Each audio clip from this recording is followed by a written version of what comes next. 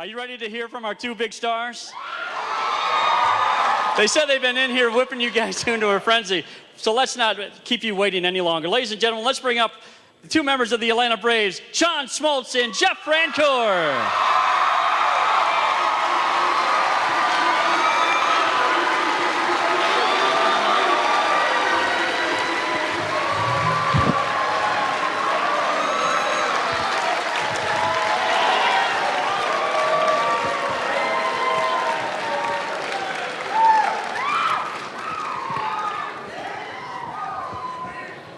All right, welcome everyone to Warren Baptist Church. My name is Scott Skadden.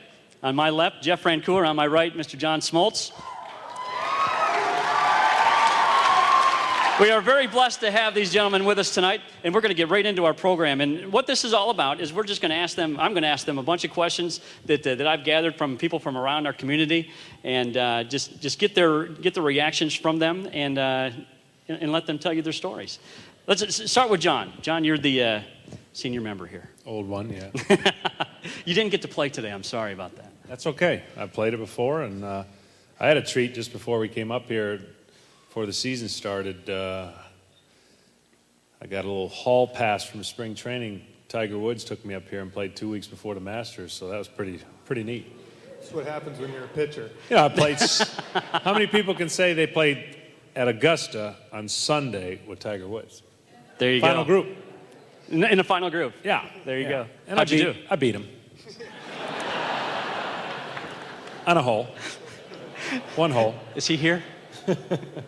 On one hole. There you go. Well, John, we're going to start with you.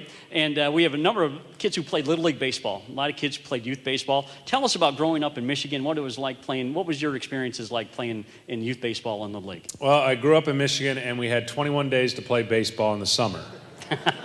So we played a triple header every day. No, it was kind of neat for me because I grew up a Detroit Tiger fan. My grandfather worked 30-some years on the ground crew at Tiger Stadium.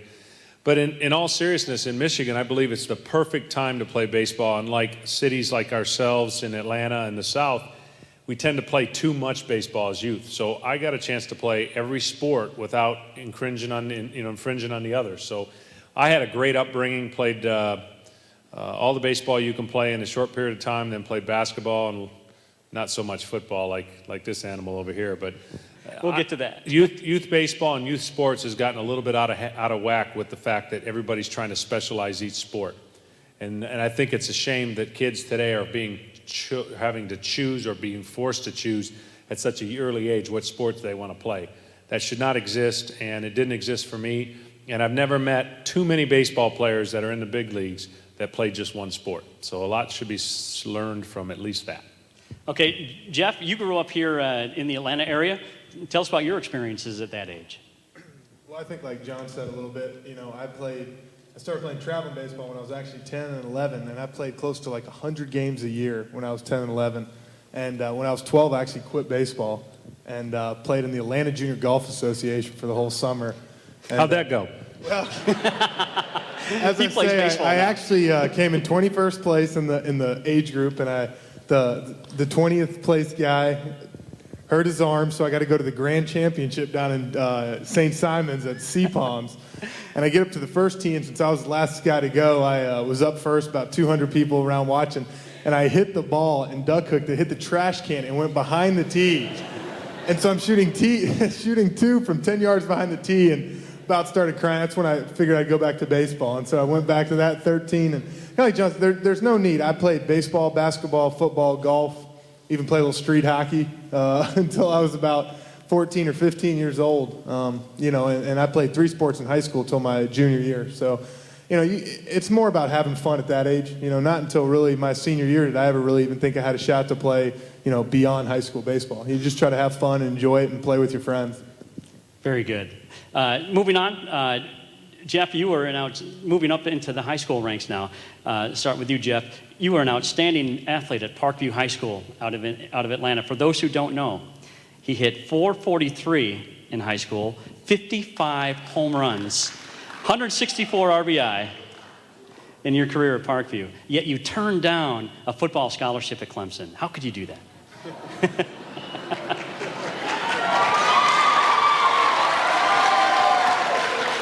You only hit 443? Well, at least I did something. As you know, I have a problem laying off the slider. That was always my downfall. You have a very aggressive swing. I do. I don't take too many pitches. Someone, I think a reporter came up to me this year in June and said, "Do you realize that you averaged the least amount of pitches seen at bat in the major leagues this year?" And I was like, "Well, I do now, so thank you for telling me." Yeah, thanks a lot. It was a lot of fun. Obviously, I was able to play we had a big high school, close to 3,000 kids. A chance to play under the coaches that I had and the teammates that I had was real enjoyable. On the football team, we got a lot of guys playing college and even in the NFL now. So it was a lot of fun to be able to follow them. One of my good buddies, actually one of the running backs for Auburn, Brad Lester, is having a great year this year as a sophomore. So it's fun to watch those guys. I do miss football, but I'm glad I chose baseball. Very good. Now, John, you are an outstanding high school athlete as well in playing basketball. And a lot of major league teams were almost afraid to draft you because they thought that you were going to go to Michigan State to play basketball.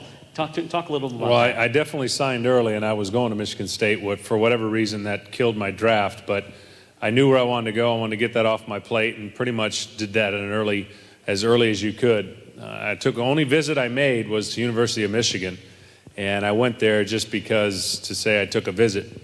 And they were pretty hot when I told them I wasn't going to go there later. And Michigan State, I grew up in Lansing, Michigan, and I wanted to play 2 sports. I'd have had a chance. I don't know what would have come of it, but I certainly was 12 hours away from my first class. At 10 o'clock at Sunday night, I signed a professional contract with the Detroit Tigers. So I was that close. Monday was my first class. I had everything picked out, and I was headed to Michigan State, and everything twisted, and my whole fate changed with one signature. Well, you got to play for your hometown team. Like you said, your grandfather was on the grounds group with the Tigers. Being drafted by the Tigers had to be a big thrill. Walk us through, if you don't mind, John, walk us through draft day, and Jeff, you'll get your chance as well. I'd like you to walk us through draft day. What was that experience like? Well, for me, it was the worst experience there was, and the simple point was they said, you're going to be first through third round, and the phone call never came. And all my buddies and all the media and everyone said, where'd you get drafted? Who'd you get? I said, I haven't got drafted yet. And it didn't come till about a week later I got the news that I had gotten drafted in 22nd round, which single-handedly told me I was going to college. But I got drafted by the Detroit Tigers, so that had a little bit of a lukewarm feeling of, well, at least it's the Tigers. And I had a whole summer of the greatest youth baseball you could ever play. I played the Junior Olympics, played against Cuba, Taiwan, Japan, all those teams. I played in the Stan Musial World Series. I played in the AAABA World Series. I had all kinds of great talent. Well, it was at that point they kept watching me. They retained my rights, and we kept negotiating the whole time. And my dad was basically my agent. Your price kept going up. And first time they offered me something, you got to understand, okay? This is 20... This is back when Babe Ruth played. Yeah, almost when Babe Ruth was playing. First round money is like 40th round money today. So the first round money at that time was $100,000. That was what first rounders get. And at that point, I felt like I was a first rounder, so I wasn't going to sign for anything less. We went all the way to the buzzer. I ended up getting, at that time, the largest 22nd round draft choice money ever. But that secured my future for the standpoint that I knew that I could forego college. I worked very hard in high school and pursue my dream. And it was wild how it happened. I missed rookie ball, went right to instructional league. This was the uniqueness of what happened because I signed so late, I went and worked out with the big club, the Tigers, for the last 3 weeks of the season. So here I am. I go to the stadium. My first trip was to New York. And I'd never been to New York before. I'd only been to 2 other places other than Michigan. And so I go to New York, and they give you those. At that time, that's when the credit cards came out, where you stick them in the door. I had no clue. I was so nervous. They gave me this card. I went upstairs, had no clue where my room was, sticking it in door after door after door. And all my job was to follow around the bullpen catcher. He was my roommate. So I'd work out with the club, and then when the game started, I'd have to be in the stands. And it was one of the weirdest feelings in the world. And then, of course, my career took me to the route of the Atlanta Braves, which at that time, the worst baseball team in the history of baseball. You turned that around, though, didn't you? Well, it was an incredible turnaround from the standpoint of the youth movement that we're currently trying to evolve into right now. And I remember getting the phone call saying that I'd been traded from the team that I loved, from the parents and everybody that I wanted to see put a Tiger uniform on and get traded to the Atlanta Braves was not only the most devastating and the greatest time of my life, because I learned a lot about myself. I had to drive 17 hours to Richmond, Virginia, and it's really when my career turned around. And obviously, I'm indebted for that trade, and I've been a Brave, hopefully, for the rest of my life. Perfect.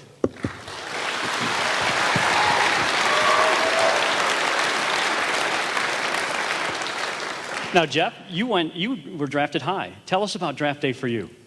Well, it started off kind of a little weird, though, because for me, I'd always wanted to be on two teams. I either wanted to play for the Braves, because that's where I grew up, or the Red Sox. That's where my dad's from, is from up towards Boston. So, and the Red Sox, trade a couple, or got a couple first or free agents the year before, so they didn't pick till like 54th pick. So I was like, well, if I can last till them, it'd be good. And we'd talk to them and kind of negotiate a little deal. Well, with the Braves, we kind of talked a little bit about a deal, but they said they were going to take me at number 22 or 23 if I was still around, and so we told a lot of the other teams, because I had a little negotiation power with the whole football thing, so it's kind of nice. So we were asking for a little extra money, which always helps, and I'm not going to lie about it. And so we went through the draft day, and we're looking on our computer, and our family's not very computer smart, put it that way. We had like the old 1960 computer, and you're watching the computer on draft, and all of a sudden the sixth pick comes up, and it was the Kansas City Royals, and the phone rang. And I was like, oh my gosh. We didn't think anybody'd be calling the house, and all of a sudden I answer the phone, it's my brother. He's like, hey, have you heard anything yet? And I was like, hey, and I hung up on him, and so all of a sudden about 4 minutes later, because the first round goes pretty quick, it was the Braves calling, and we kind of negotiated for about a month and a half, and then I ended up getting shipped out to Danville, Virginia. Did you buy that island after you got drafted? Is that what you did? I did. John First round gives money. us a little stuff because the money's changed these days, but the cost of living has too. What can you say? There you go. Perfect. Thank you, Jeff. Now, Jeff, another question for you. Your faith plays a big role in each of your lives now. Have you always been active in your church? I know from a personal standpoint, I didn't really get involved until I met my wife, and as an adult. So, were you always active in the church as a youngster, or did you later on in your life? Well, I grew up in a Lutheran church over in Lawrenceville, Georgia, and obviously every Sunday we would go. But at the same time, it was one of those things where I was just kind of at church. My dad and mom forced me to go in. It wasn't really until my sophomore year that I talked about that I accepted Christ into my life. And, especially really the last couple years and when you're in AA and you're working to the big leagues, has my faith ever been more evident for me and seeing that the Lord has had such a stronghold on me. And so obviously, it's played a huge part. And that's why I said FCA in general for me is real dear to my heart, for bringing me my personal relationship with Christ. Very good. John, similar question for you. With we know faith plays a huge role in your life, and you actually took it a step further. You actually were part of the formation of a Christian school. Is that correct? Can you tell us a little bit about that? Correct. I grew up in an atheist home. No, I'm just kidding. Seeing if you're listening. No, I had an incredible upbringing. My mom and dad, and I got a brother and sister, and we were taught about God. We were taught to be good people, do good things, and all that. And I thought I was a good person. Never in high school, never skipped class, never did drugs, never went to parties. I was that basic nerd that's athletics saved me. I was the guy that Still a nerd. Thankfully to the athletics. But I got along with everybody. Never really ever got in a fight. And my upbringing, I wouldn't trade in a heartbeat. But I never thought that I would be defending or even talking about Christianity. Born-again Christians was something that was maybe not a hot topic around in the era where I grew up. And I grew up and went to a Catholic school, and so I had some differences in opinions towards that. And really through baseball and baseball chapel and the opportunities through so many great teammates, they shared the good news with me, and I always believed what they believed. I always thought, I'm no different than you.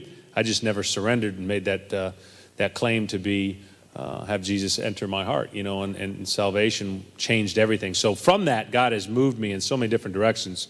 And to start a Christian school, which we did 6 years ago, Kings Ridge Christian School, It's been a journey that if you don't know the rules, don't ask, because you can't imagine what it's like to be part of something like this and to empower our children to make them whole in Christ, and everything they do is just a choice. It doesn't replace anything else. That doesn't mean other schooling is bad. It's just a choice that we're giving them, and it's a long journey, and we're going to have our first building done here in May.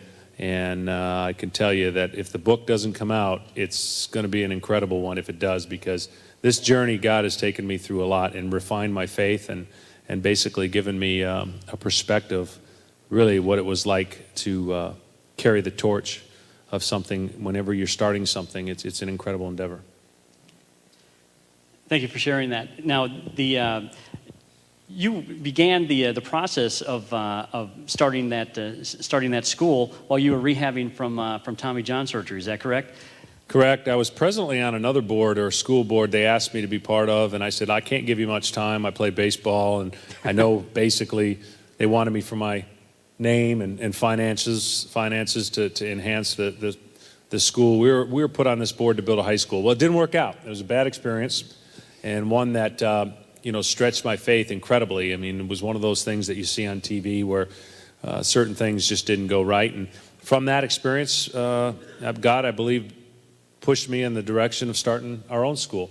So it's kind of weird where my elbow with the big zipper on it and not having baseball taken away from me for a year, I gained a tremendous experience about not only the reality of baseball, the perspective of what it's like to be away from it. But see, for a long time in my life, baseball was my God. I mean, that's what I wanted. That's what I desired. At the age of 7, I told my parents I was going to be a Major League Baseball player. So a lot has changed for me, and God has done that. And it's with His grace and mercy that He's allowed even to change my heart in areas. And again, I would have never dreamed in 1991 or even 88 when I broke in that a lot of this stuff would happen. So God has definitely been great, and He's greater than any issue that I have. And certainly, He wants and deserves all the glory. Amen.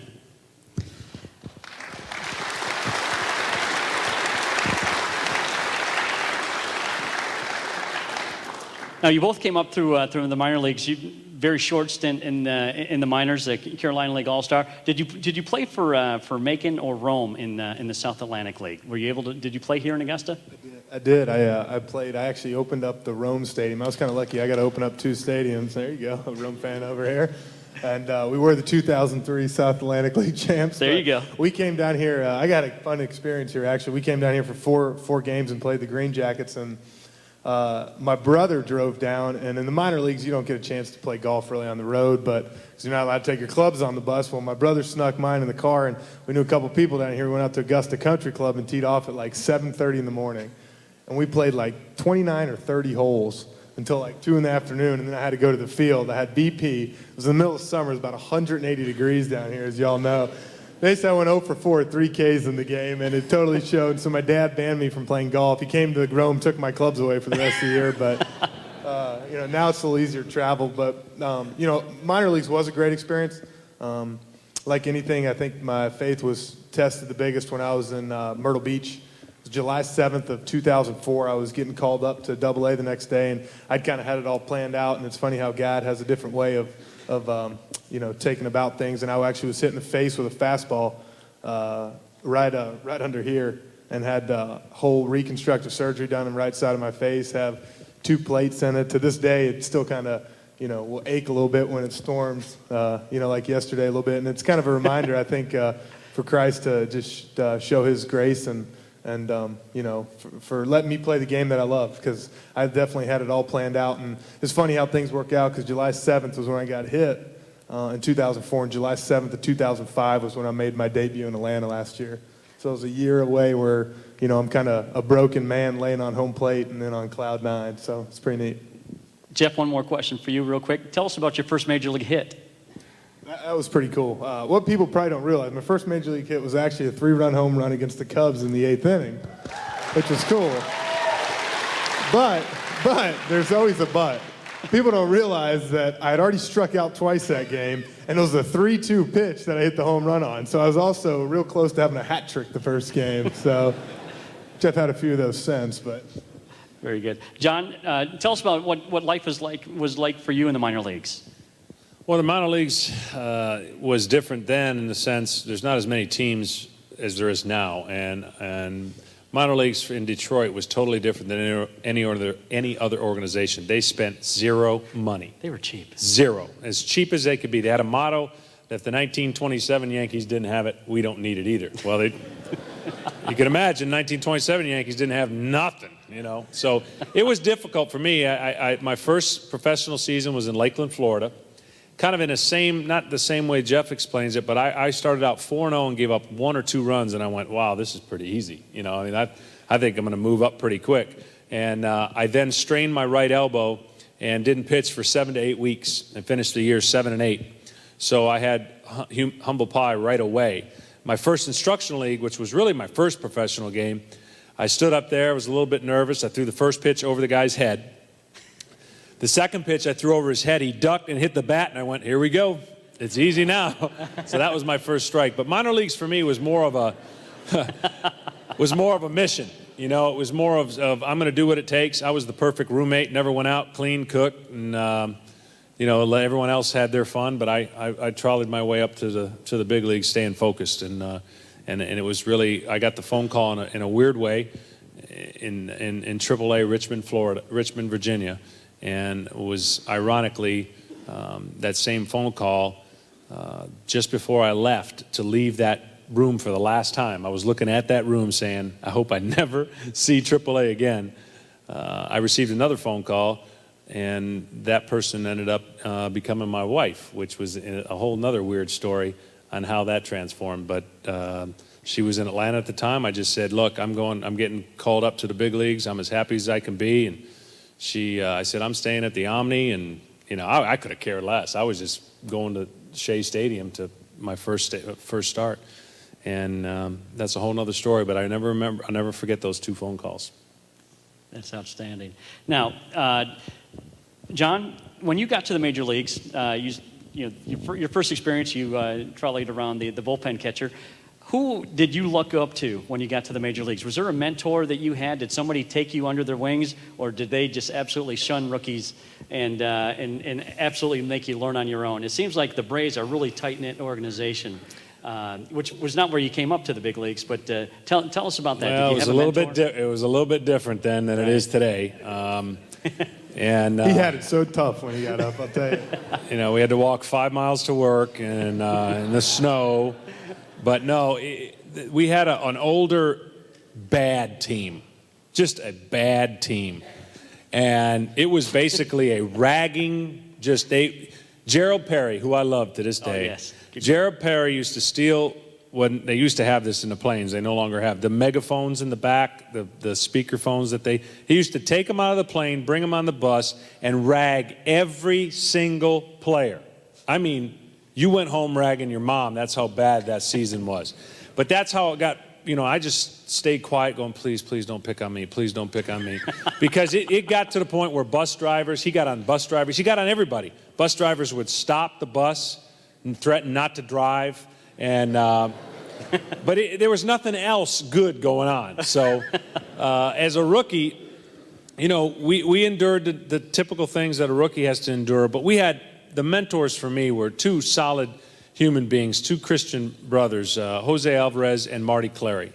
And they took me under their wings and allowed me to not feel threatened by Christianity, but to feel loved by Christianity. And there's a big difference. In today's, you know, there's an era where, you know, most of the things that you heard about Christ and born-again Christian was, if you die today, well, you know where you're going to heaven. I mean, it's almost an attack, kind of defensive position. And now it's more of, you know, the ability to serve people. And so those 2 people were huge. And then Sid Bream came along, who is solid and awesome, and Terry Pendleton. So we went from, real quick, a terrible organization to a pretty sound organization with some sound people. And they've really built that, for the most part, in our run here with a lot of quality people. And fortunately, you know, I like to tell young people, I drew a line in the sand a long time ago, and people started respecting it once you live it. And it was hard. I mean, it's hard. People always want to see, as a measuring stick, they want to see you fail so you can look better. They really want to see that. And when guys on our team, and I've been here now, it's going to be my 20th year next year, see that I'm human, I fail, and I'm going to make mistakes. But the reality is, I care about people, and that doesn't exist too much in professional sports. You know, it's dog-eat world, dog-eat-dog, and you just got to get what you can when you can, and if somebody gets in the way or if somebody gets lost, you just – but that was taught to me at an early age, to treat rookies, to treat young players fair and give them a chance. Now, on the flip side, some of them don't do that well. They bury you, and they will bury you until you have gained or they have gained your approval. So it's total difference now. And Jeff can explain, you know, the differences now from a standpoint that there are some routines and things they have to go through. But I think the core of what made the Atlanta Braves is still enough there to make these guys feel welcome. Well, Jeff, tell us about who was your mentor when you got up to the Braves? Well, it's kind of tough for me to say, but it's the guy sitting to my right here. It'll make me blush. Is that a surprise to anyone? Not at all. Well, I was very lucky in the sole fact that I think, as John says, a young guy, when you come up today, you get up to a team and you've seen these guys play for so many years and you watch them on TV, and it's almost like I'd give anything to hang out with this guy, or I'd love to be able to be with this guy. You know, I'm finally a part of it, and you know, John, thankfully, kind of knew where I was in my faith a little bit, and from talking to other people, and kind of put a stamp on me right when I got up and said, you know, you're going to hang with me. And, you know, made it a little easier for me. But like you said, it's almost, you know, you gotta kind of make a stand in the clubhouse and let guys know where you're going to stand. And you got to do it early, because if you don't do it early, they're going to keep pounding you and ragging you. And, you know, last year was really tough for me, I think, at the beginning, because I was a hometown guy, and it was almost a little bit embarrassing sometimes because of the sole fact that, you know, whether I went 0 for 4 or not, you know, the people wanted to interview you, find out how you were doing. You know, your hometown guy, it hadn't happened in a long time. And so it was kind of, like I said, it was embarrassing when I kept trying to get away from it, and guys were, you know, just ragging you about it. And like I said, John made it real easy for me, kind of took me aside. I'll never forget it, in Cincinnati in the hotel room, him and Tim Cash, our chaplain, and kind of sat me down, and for about 3 hours just kind of laid it all out for me about everybody and certain guys and where I need to watch my back. And, you know, I'll never forget that. And, you know, I think we clicked a little bit, obviously, with both our competitiveness and our likes to play, you know, a lot of sports. And, you know, but at the same time, more than anything, I think now that I've clicked so well with him is just our faith and knowing that we both are stronghold, you know, guys for Christ. And I think the biggest thing that, you know, hopefully we're looking forward to in a couple years really is, you know, trying to get a couple more leaders on the team. And I think if we can do that with our club, obviously John is a leader for our pitching staff, but I think you have to have a couple more guys. And, you know, hopefully with, you know, with a couple of young guys coming up. But I think what John was trying to say with the young guys, I think the biggest thing these days that's different in the big leagues is, you know, my dad always taught me to respect my elders and to come up. So it's always been yes, sir, no, sir. You know, even with these guys, you know, when I was first up, it was almost like, you know, no, sir, and until you really got to kind of know them. And I think so many young kids come up today that don't respect the fact that these guys have played for so long and give them the credit that they're due. And, you know, kind of like John said, hopefully, you know, he's done stuff for us that, you know, I can't thank him enough, and hopefully I'll be able to, you know, God willing, if I stay healthy, to do the same to another young kid one day. Perfect. You know,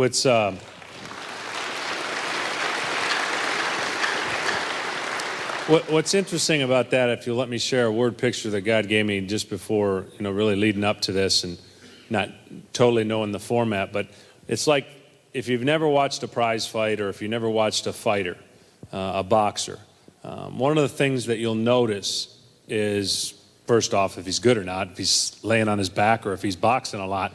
But the biggest thing about it, if you break it down, and I don't have time to do all of it, is you think about what's in his corner.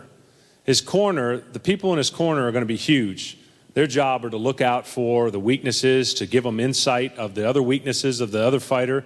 But really, their job is to protect them. Even so much to protect them, if they need be, throw in the towel. And so I'm not going to break down all the things that the corner made of a boxer does, but Christianity is a lot like that.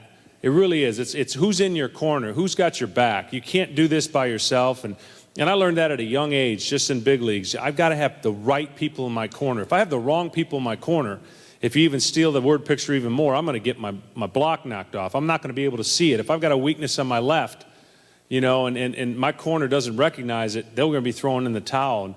And I just encourage all of you today to take an inventory of who's in your corner. Do they want the best for you? Or do they just want to hang with you because you've got something to give or something to offer? You know, are the people in your corner, do they tell you the things you want to hear, or do they tell you the things you need to hear? And so that's the thing in a Christian journey I learned at a young age in Major League Baseball. I need the right people in my corner. God has protected me with the right people in my corner, and that's prayer partners to people to check out and see if I've got a blind spot, they're checking it out.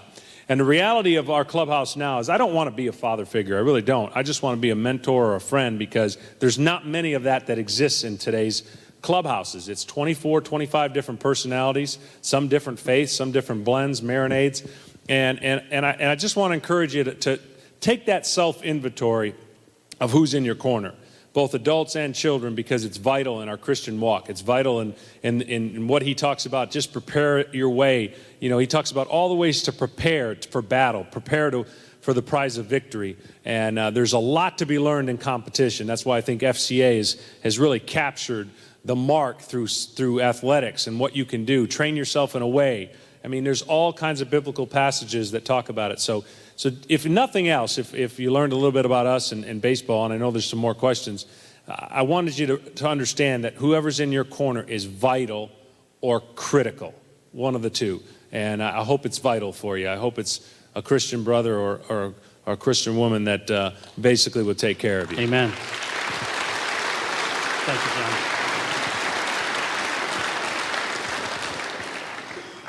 FCA coaches that are here and students, do that for your fellow students. If they're not in FCA, be there for them. You know, be in their corner and get them into FCA and be a part of your life, so they can see it from your side as well. Another question for Jeff. You shared with us your testimony in the other room. A lot of these people, the students weren't there to hear that. Can you tell us how you came to know Christ? Yeah, well, I actually came to know Christ in 10th grade in Black Mountain, North Carolina, FCA Winter Recharge. That, like I said, for the last 6 years now, I go back every year, and it's a whole lot of fun and just a chance to get away and praise God and kind of get your battery recharged over Christmas. But, you know, for me, you know, and kind of in high school, like John said, sports was my religion too. And, you know, I was fortunate enough, like I said, to go to a big school where we won quite a bit. But, you know, it happened to be the opposite when I got to high school. You know, the more I kept winning, the unhappier I got. And it was like, you know, we kept winning. I thought that would make me happier. And it never did. And, you know, finally when I was able to surround myself with some Christian athletes, and you get to see the fulfillment that they have in their hearts, is incredible. You know, I like to tell people, it's kind of funny when you think about this year. Like I said, we were kind of known as a team that, you know, lost the 15, you know, division title. And it was tough because people were ragging you all year about it. All you heard about it was, you know, in the paper and stuff. But, you know, I try to tell people a lot that, you know, God gained some favor in our clubhouse this year. And it was really neat to see him watch work as we continue to go through our struggles. And like I said, as long as you go out there as a Christian athlete, to me, and play as hard as you got and leave it on the field, you know, at the end of the day, we're going to be 162-0 at the end of the year. There you go.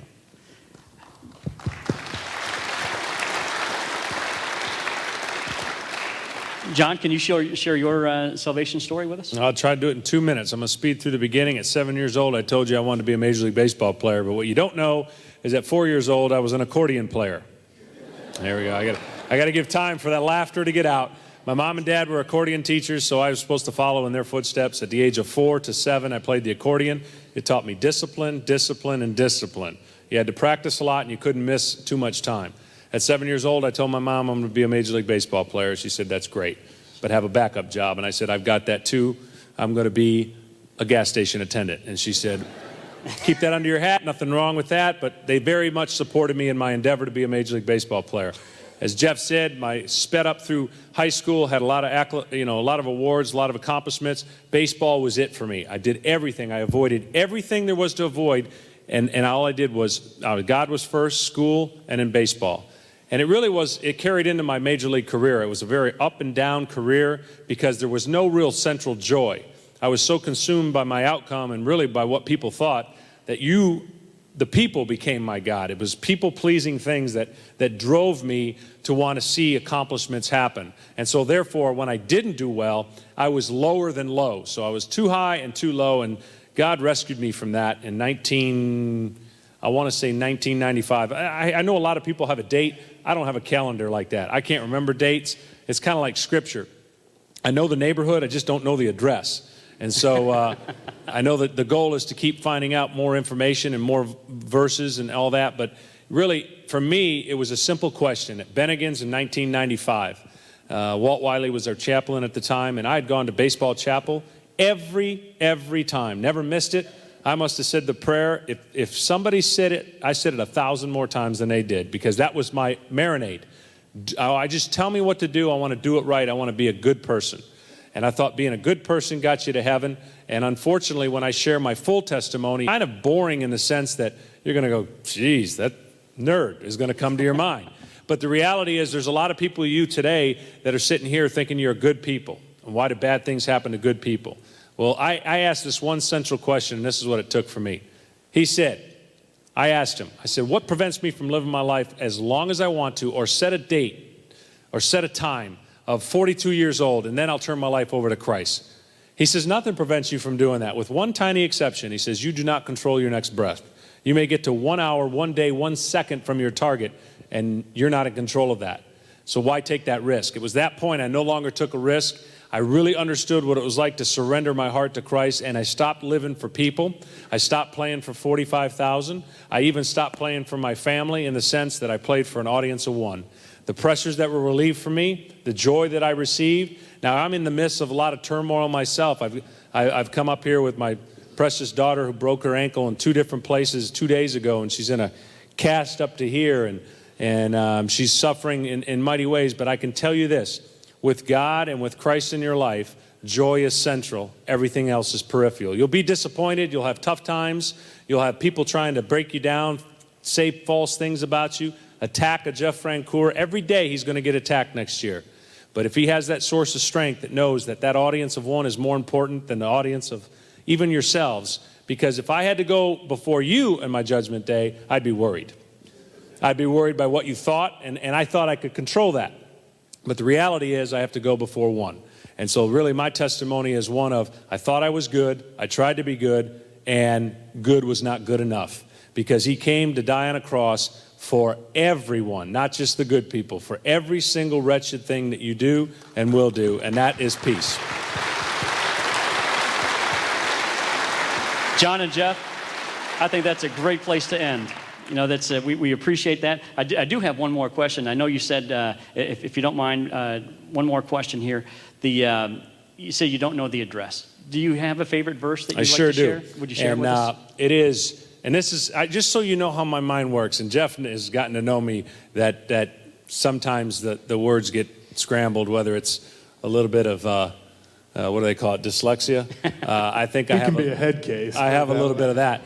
Fortunately, I'm mentally tough where I need to be on that 60 feet, 6 inches. But my favorite verse is John 15:5. And the funny story is I always used to say John 5:15. Well, someday read it. It means nothing. It's in the context of something. It means absolutely nothing. And I know people are going, oh, my gosh. Well, my birthday is 5:15. So there's where I got confused foremost. But I am the vine, you are the branches. If a man remains in me as I in him, he will bear much fruit. Apart from me, he will bear nothing. And my good friend, Timmy Cash, all he had to do was tell me this: John, you'd rather be 15 and 5 than 5 and 15, and I've never forgot it since.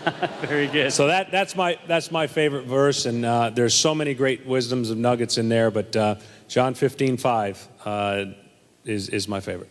Very good. Now, Jeff, I did a little research on you, and on your batting glove, I shared this in the other room. On your batting glove, you have Joshua 1:9. Is that your life verse? That definitely is. When I got hit in the face a couple years ago, I was in the hospital in Maryland for about 4 days.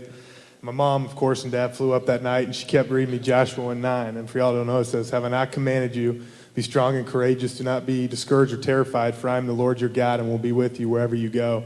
For me, that was such a trying time in my life that, you know, it's basically, I've stuck on it today, and I thought, what better way, you know, just you know, because you go through a lot of batting gloves a year, and that's kind of my life verse to live by, because, you know, he promises you in there that, you know, he won't leave you. He's going to be there with you, you know, all the time. And I wanted to say one more thing real quick, if you don't mind. Please do. No, please do. For y'all to know, I'm kind of fresh out of high school. I wasn't there too long ago. And as a high school athlete, and when y'all go to FCAs in your high school, and even I guess starting in your middle schools maybe coming up, one thing we always had at Parkview that frustrated me with our FCA was the fact that, some people were so judgmental in there, and we're like, God, I know what that guy was doing on Friday or Saturday night, and now they're here on Thursday trying to praise God. And if I can tell you anything, pray for those people and love on those people and be glad they're there. Don't turn them away. You want everybody to come. Maybe that one night that you're there, that person's there can turn his life around and bring him closer to Christ. And so never close the door on anybody who wants to come to FCA, and never be judgmental with that. I did that a little bit too, and I fought that my sophomore and junior year after I became a Christian. Like, why is that guy here? And the more I thought about it, the more that God kind of revealed to me, kind of like he welcomes all people. And, just a chance to save one person tonight is amazing, one more person to his kingdom. Thank you, Jeff. And John, could you finish us off with one final word for FCA and what it means to you and what you would like it to mean for I would. Here. And before I do that, I want to apologize and applaud, meaning I want to apologize that after this is over, I cannot stick around because I told you my daughter's in a full hip cast and we have a specialist coming. I'm flying out of here right here afterwards. But it was important enough, and I want to applaud you for coming out tonight, because I think although we are known for being baseball players, and, the truth be told, our testimony may not be as big as it is if God hadn't blessed us with incredible ability to play the game, or what we feel is incredible ability to play the game, especially as long as I have. And I want to encourage you and both applaud you for coming out here and taking time to listen to us, because every one of you have a testimony. You got to realize that. And for some reason, we feel ashamed of our own testimony, or feel ashamed that we don't have a platform. Our platform gets abused and used in many different ways. Through FCA, you have an opportunity to make an impact. And both team huddles, coaches, the whole organization is like what I talked about before, is that corner that they've got your back. And one thing that's missing in this world is unconditional love, as Jeff talked about. I was the most judgmental person in the world because in my mind, I didn't feel like I had to be forgiven for a lot, because I didn't feel like I did a lot wrong. And oh man, how wrong I am to know that I cannot be in that judgment seat anymore. To make a self-determination that I wasn't going to ask these people anymore to go to chapel because I already knew who they were. Well, thankfully, God has tremendous grace, and we can't figure out his timing or his opportunities why some people get very little chances or a lot.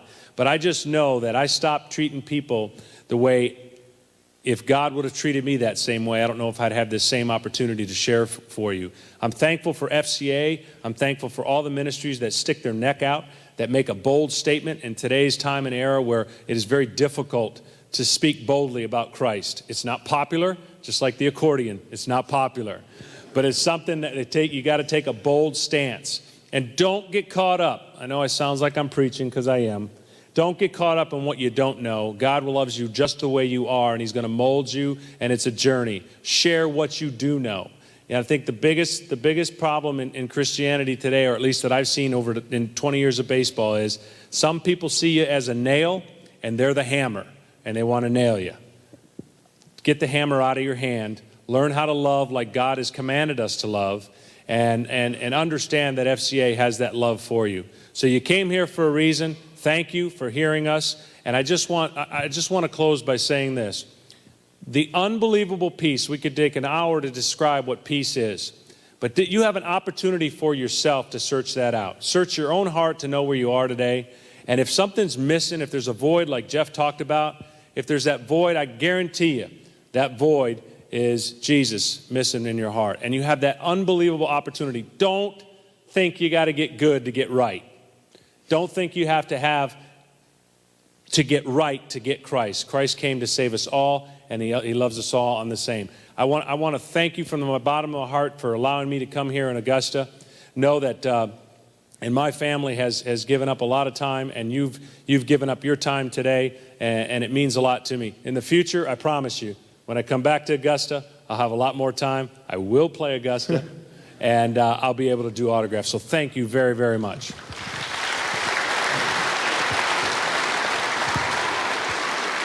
I also want to thank you all for having me down here, as obviously I don't have the schedule that John does. I am in the middle of planning a wedding, which is kind of interesting, but ladies. Besides that, it was an honor for me to come down here and share with you.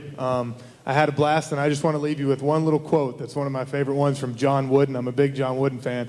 If you ever arrested for being a Christian, would there be enough evidence to convict you? Just sleep on that one. It's a pretty good one. Thank you very much. Thank you.